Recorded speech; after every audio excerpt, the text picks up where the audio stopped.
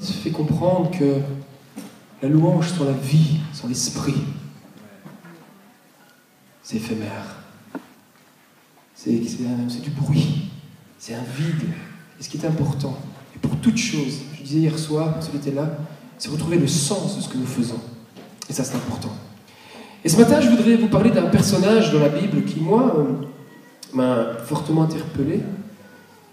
Yahébet. Je ne sais pas si vous connaissez. Qui connaît Yahébet? Qui a déjà? N'ayez pas peur, hein, il y a quelque temps, je ne connaissais pas encore. Et vous savez pourquoi? Parce que la Bible parle de Yahébet sur 2 petits versets. Rien que 2 petits versets qui se trouvent en plus, qui est terrible, dans le livre des Chroniques. Et vous savez, le livre des Chroniques, les 9 premiers chapitres, 9 et demi, ce n'est que des généalogies. Et faites jamais la bêtise que j'ai fait un jour à un ami, je lui ai donné une Bible, je lui commence par les évangiles. Un jour, le lendemain, je pense, il me sonne, il me dit, écoute, Lino, j'en ai marre. Ah, déjà, pourquoi? Mais j'ai commencé par Matthieu, il y a toutes les généalogies, moi j'ai arrêté. À quoi ça sert ça? Dans les Chroniques, c'est la même chose. Et vous savez, on a l'habitude, quand on lit la Bible, passer. Hein. Souvent, on commence à voir les généalogies. Qu'est-ce que vous faites en général? On zappe. Hein, vous passez, chapitre suivant, généalogie Judas, je passe. Hop, on passe. Et pourtant, parfois, au milieu de ces versets, il y a des trésors. Et j'ai trouvé un trésor au milieu des Chroniques, qui est Yahébet. Pourquoi parler de Yahébet? Parce que, ça va être un message d'encouragement.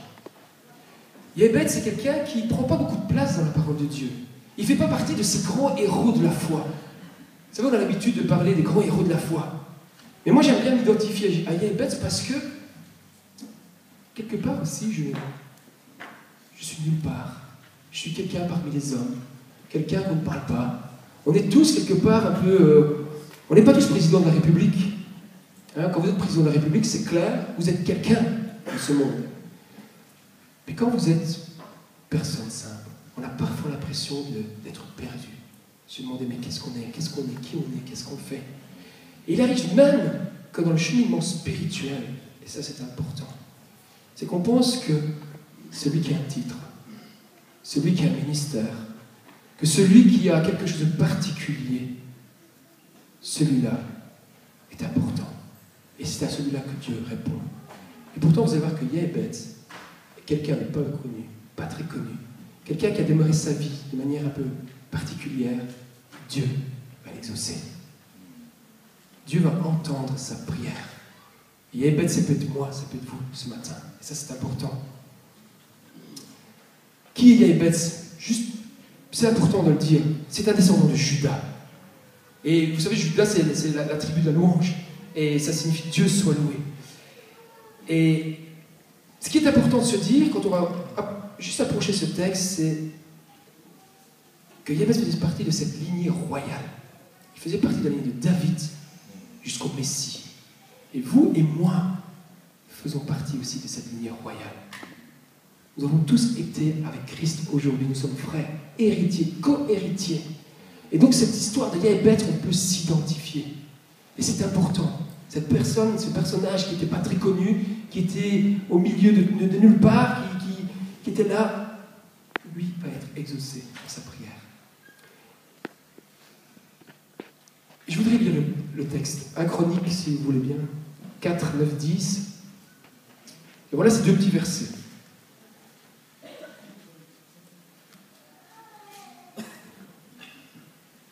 Yahébet n'était plus considéré que ses frères. Sa mère lui donna le nom de Yahébet en disant « C'est parce que je l'ai enfanté avec douleur. » Yahébet invoqua le Dieu d'Israël en disant « Si tu me bénis et que tu étendes mes limites, si ta main est avec moi, et si tu me préserves du malheur, en sorte que je ne sois pas dans la souffrance. » 3 petits points. Et j'aime bien ces 3 petits points, je vous dirai pourquoi après. Et Dieu accorda ce qu'il avait demandé. Voilà ce personnage qui commence quand même sa vie de manière un peu particulière. Vous savez, dans notre culture, si je dis Jean-Yves, si j'appelle Jean-Yves, qu'est-ce que vous entendez? Vous entendez Jean-Yves. Si je crie Christian, on entend Christian. Si je crie Michael, on entend Michael. Mais quand on crie Yahébet, c'est pas ça qu'on entendait en hébreu. C'était enfant de la douleur, enfant de la misère. Vous imaginez cet enfant qui, depuis tout petit, va porter un nom, il va porter un poids qui rappelle la souffrance de sa mère. Il commence pas sa vie dans les meilleures conditions. Chaque fois que vous l'entendez, « Yébet !» ce qui se propageait, c'était le rappel d'un malheur qui s'était passé auparavant. Et dans mon métier, je rencontre de plus en plus, et régulièrement, vous avez eu l'occasion, je suis éducateur, des enfants qui souffrent. Qui souffrent de quoi? Premièrement, d'être des enfants non désirés. J'ai une jeune fille qu'on suit actuellement, qui a fait une tentative de suicide, TS. Et vous savez pourquoi?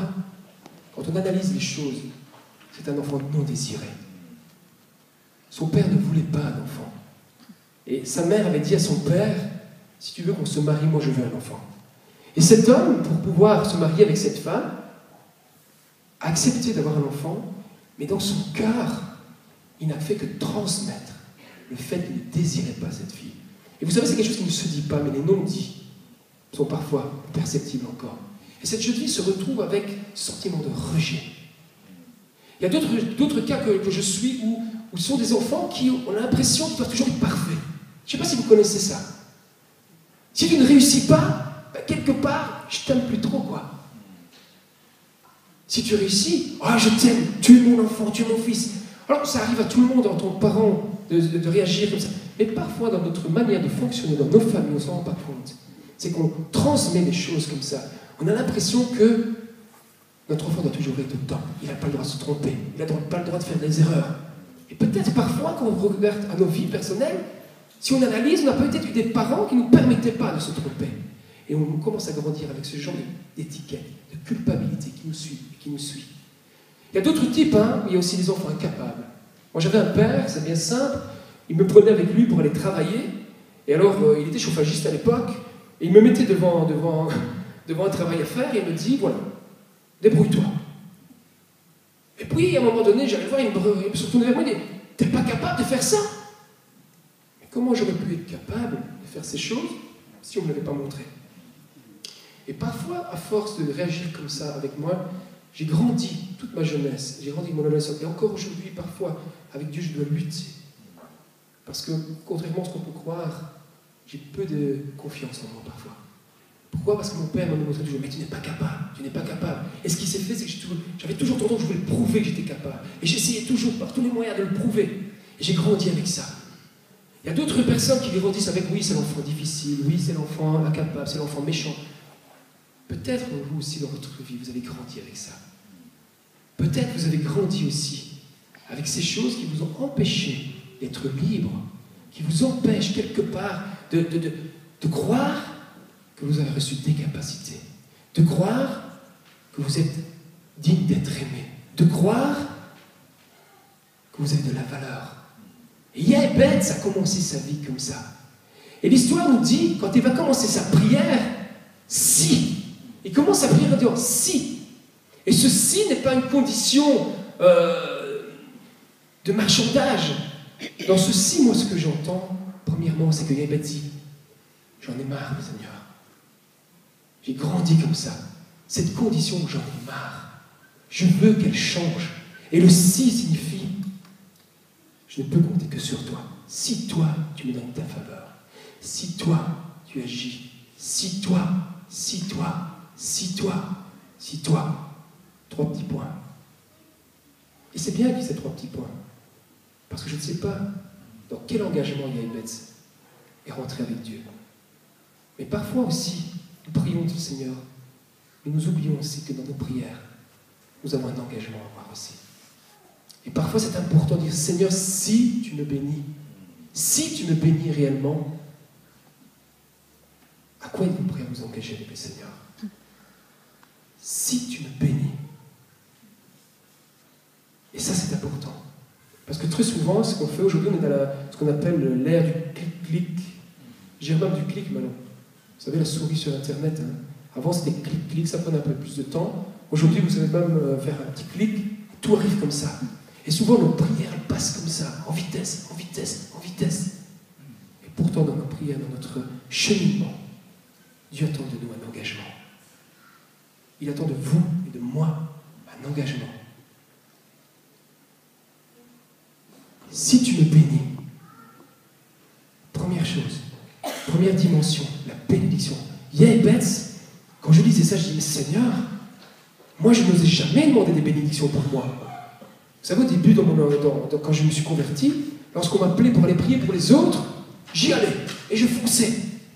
Et le fait aussi de savoir que j'avais grandi avec ce côté incapable, avec toutes ces choses, je n'osais pas demander moi-même une bénédiction pour moi à Dieu.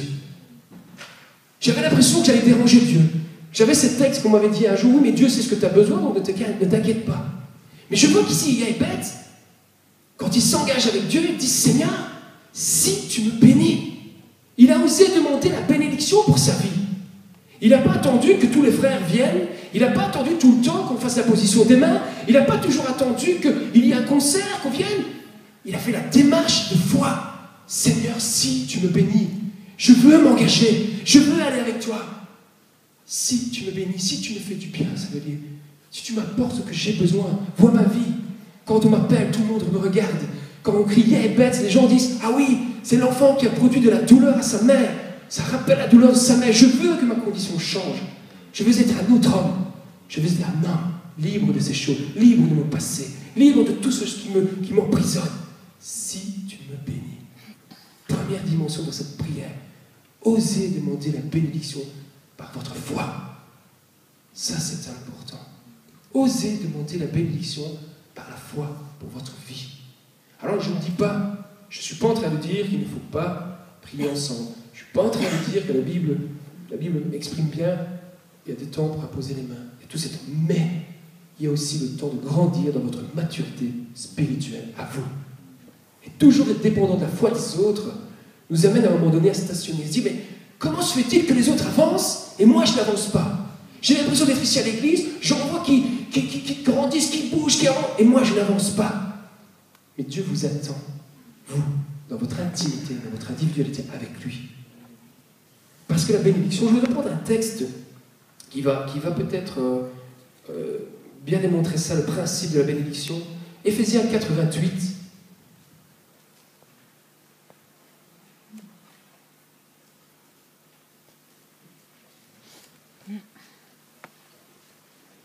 Que celui qui dérobait ne dérobe plus, mais plutôt qu'il travaille, en faisant de ses mains ce qui est bien pour avoir de quoi donner à celui qui est dans le besoin.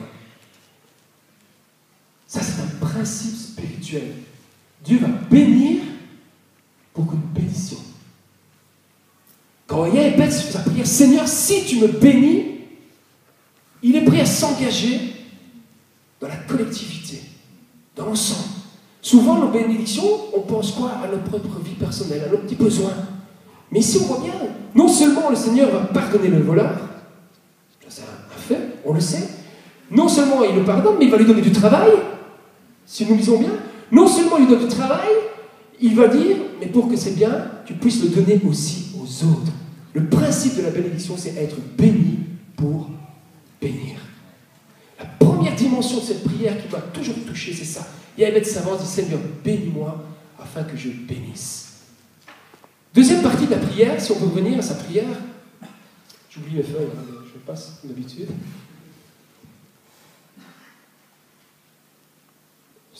L'ordinateur est un peu long, donc